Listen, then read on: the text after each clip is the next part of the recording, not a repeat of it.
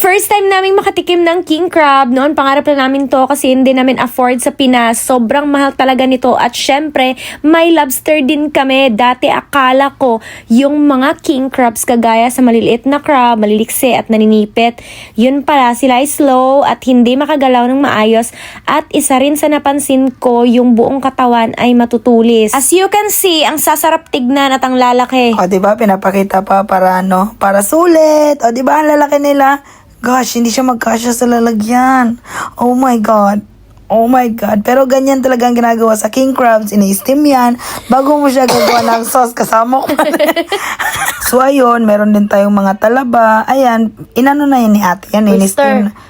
Talaba man ha. Sa mukha niyo. Okay.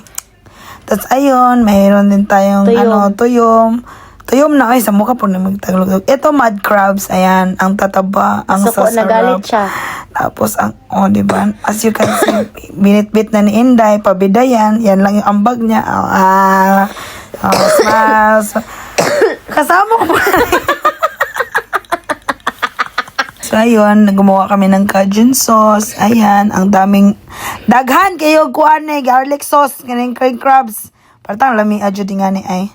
So ayun, i-flex lang natin yung Cajun na may lobster. At saka, syempre, gagawa din tayo ng... Kasi tawag na nila.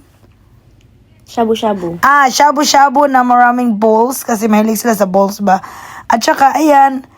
Di ba? Backward tayo. Yan. Nililipat na natin yung mga Cajun sa kabilang lagayan. Kasi bagong luto, pinatikim muna natin kay Aling An-An. So, ayun, ready na ang ating shabu-shabu. Ayan, yan lang yung ambag ko dyan, di ba? Ay, ambag niya.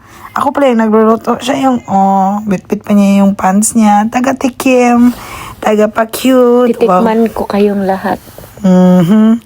At saka, wow, ang laki. Pero, payat pala yung lobster.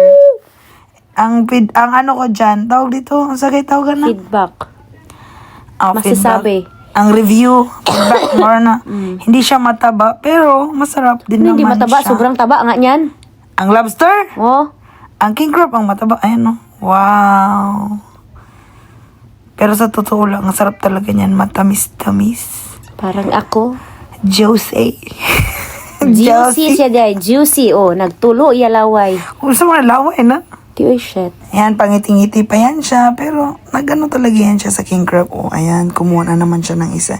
Ewan ko ba kung hindi ba yan ba siya ma-high blood mamaya. Pero, ayan, laki ng kain niya. Tas, ayan, ang pinakamasarap na steam lapu-lapu. Ayan, satisfied customer. Ang laki ng tiyan. Sexy ni ate. Wow, yan na lang ang natira sa ating king crab so far. At saka ang ating favorite part, magwalwal. Yan, wine yan. Beer, Carlsberg, ayan, mojito, juice. Tapos vodka, ayan, maraming Alfonso. Ayan, bida-bida. Syempre ako bida-bida sa alak. Tsaka si Aling An-An. Bye!